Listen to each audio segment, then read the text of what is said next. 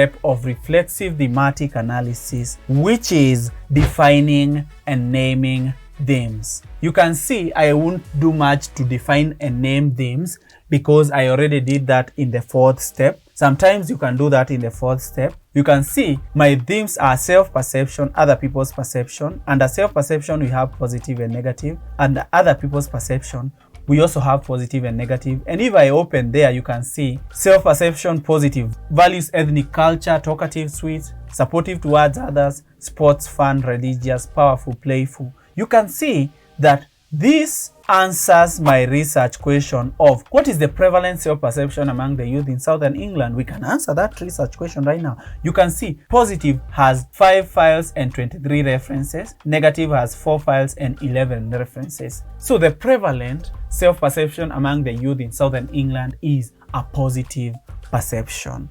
Again, the third question, what is the opinion of youth in Southern England about how other people see them? You can see most of the youth believe that files, we can see negative 3 and 4 references. Most of the interviewed youth believe that other people perceive them negatively. So that's the way I have named my 3 themes, and we have ethnicity here which describes the different ethnicities of the interviewed participants. So that is the 5th step of reflexive thematic analysis. We are ready to move to the 6th and final step of reflexive thematic analysis, which is producing the report. To produce